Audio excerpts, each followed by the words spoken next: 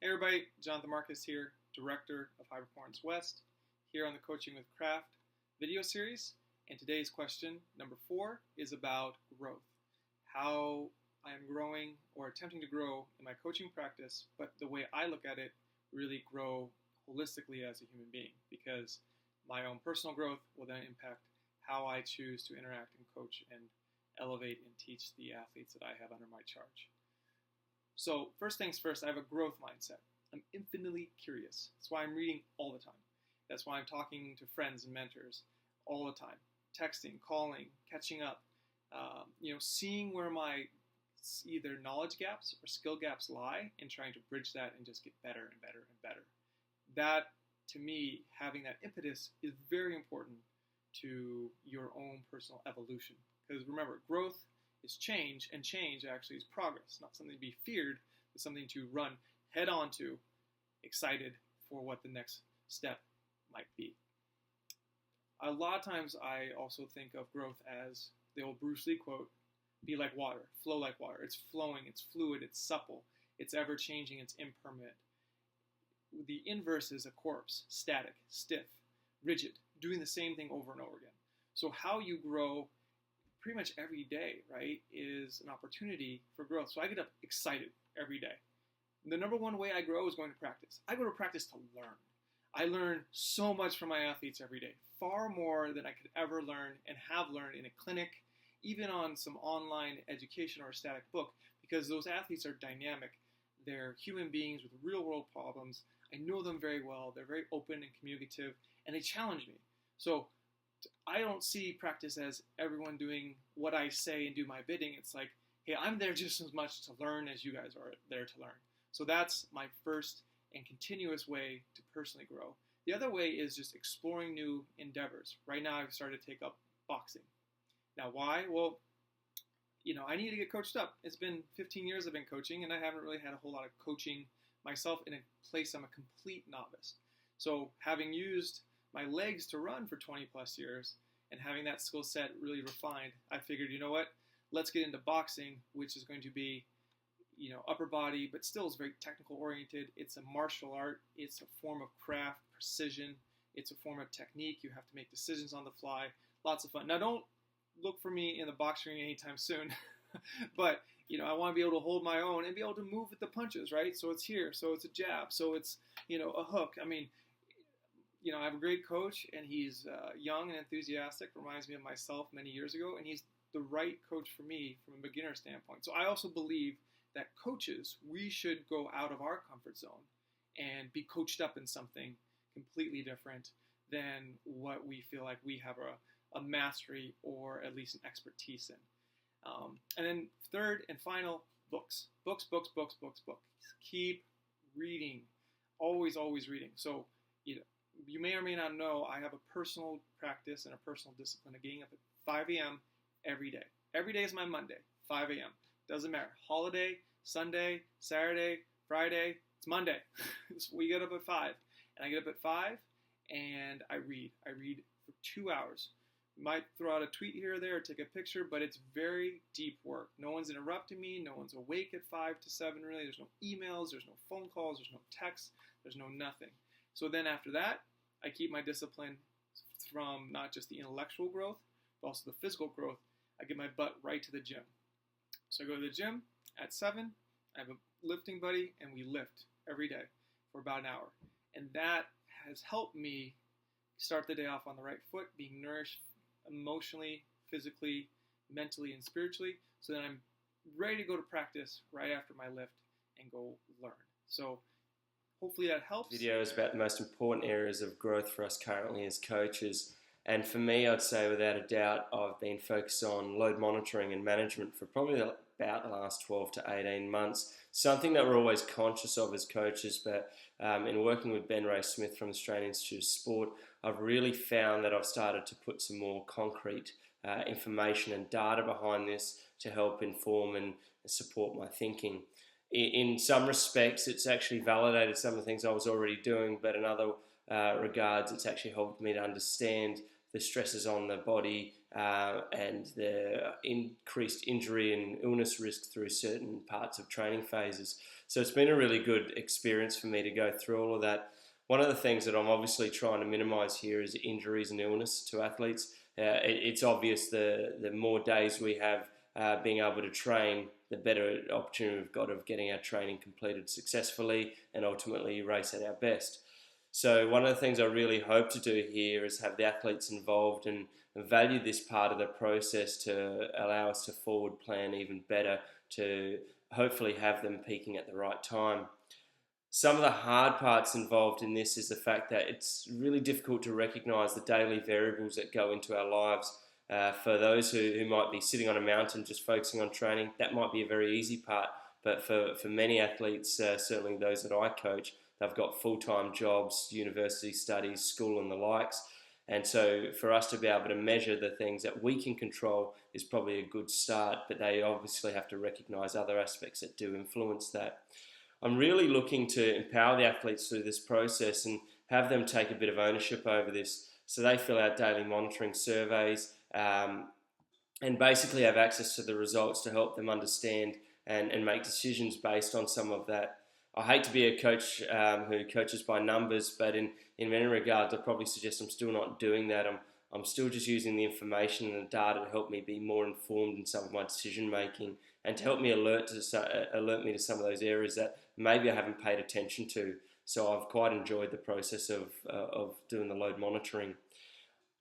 In part of the athlete empowerment, I really am also focusing on that, how I can get athletes more involved in their programming, in the planning, and certainly, first and foremost, the review process of what they're doing, whether that be in races, whether that be at the end of phases, whether that be at the end of a season, or for some athletes at the end of a 4-year Olympic cycle. So that is something that I really try to guide the athletes through, because ultimately they're our best resource. And I want to be able to listen to them and make sure that I'm understanding every bit that impacted on them throughout all of that. With all of this, my aim is really to educate athletes, to have them becoming more independent. A goal of mine as a coach is to become rather obsolete over time. And whilst there still may be a role as a mentor or to support and guide, I really hope that athletes start to drive some of that planning process and really take that on board. I always go with the idea of if I get hit by a bus tomorrow, my athletes should be fine and be able to carry on regardless. So it comes down to the process of reviewing what you're doing, planning for what you want to do, then going through the process of preparation, and hopefully you get a good performance at the end of it. So ideally as a coach, I'd probably say every area is a growth area constantly. But these are a couple of my big ticket items at the moment that I'm focusing on. But ultimately, I wouldn't suggest I'm an expert in any area and always need to be focusing on growth in all areas. Hope that helps you. Bye. Hello, welcome back to Coaching with Craft. This is episode 4, and the question is, what are some areas of growth that we're going to work on over the next season as coaches? And I thought of 2 immediately that I had planned on, before the season started with the Beast, but I also thought, okay, what in application, what am I also still spending time with off the track? And I laughed a little bit to myself because they're not new or exciting things at all for me. And so I spent some time this week, or the past weeks, looking at some biomechanics research, and then I had also spent some time talking with Jess Tan just yesterday about shoes and what kind of benefits they could have physiologically. And so, those, I have a master's degree in biomechanics, exercise phys, but I graduated 10 years ago. I used to work at Nike and Adidas in product and innovation side of things. So those are not new to me, and I have a little bit of foundation in that area for sure. But I bring that up because I think that, we don't have to necessarily gravitate to always new things. We could evolve and should evolve and improve on what we already have spent time with. But that being said, I do think it's important to branch out a little bit and have an open mind. And the 2 areas that I'm looking at this year are nutrition, and the second is business management. And those are over here. So I totally recognize that. But on the nutrition side of things, we work with Dr. Kyle Pfaffenbach. He's an expert in nutrition and supplements. And I've just found, over the first couple years of the Beast that it's because I'm the point of contact, because every day, because I see them work out every day, I could bring something to the table, I think, for Kyle and for the athletes, an idea. So I want to spend time in anything that, comes to my attention in that area. And so reading a lot of research articles is not boring. It's not exciting, I should say. But like anything, you even just remember going back to school, like this part of school, the studying is not fun. And so that's what I'm doing right now in nutrition and research, or the side of things with nutrition and supplements. On the other end of business management, I've been reading books over the summer. We just had a book club meeting with an executive from Brooks. But because on this topic, and because the Beast work with an agent, work with a meet director, they have their sponsor, there's 13 of them. We have our, I just mentioned Kyle, we have our MD, our physical therapist. It's a big group for a coach to manage. And I found the more streamlined I am with it, the more efficient it is, the more that everybody knows, at least like the KPIs and the objectives, that it actually is going to help them run better on the track. And so, two very different areas. And so my take home point, at least the people that, are maybe like questioning, like, oh, what should I do this season? One is listen to what you tell your athletes. At least this is at least what I tell them is, we don't want to just work on weaknesses. Play to your strengths. And so, for me, I have a background in that area, in the biomechanics and the physiology side of things, but I'm going to still hopefully keep evolving there, and also be open-minded and branch out. I'm business management, like reading books about CEOs, not my wheelhouse necessarily, but it's going to help the athletes. Nutrition, I know a little bit more about it, but it's uncomfortable because it's super complicated. Bioenergetics is complicated, but going to new waters, hopefully learning more, bring something to the table for the team. So that's my take-home point. Have a great Thanksgiving. Thanks for watching. All right, everyone. I'm Steve Magness. Thanks for joining us on Coaching with Craft. So what are the most important areas of growth in our coaching currently? That's an interesting question. So, when I look at it, I'm typically known as a science-based coach, right? I wrote a book called The Science of Running. Most of my work is heavily scientifically influenced. So my current area is actually kind of counter to that, and it's the communication area.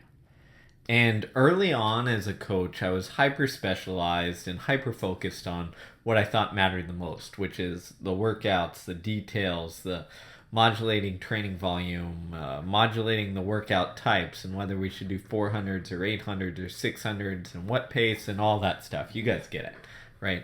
And that was the intense focus. And as I've grown and developed as a coach, yes, I had to have that background and that information to allow me to, develop my own coaching model.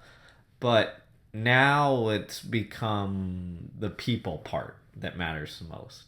And not only the people part in terms of motivating and all that good stuff, but most importantly, I'm communicating and getting the message across that I'm trying to.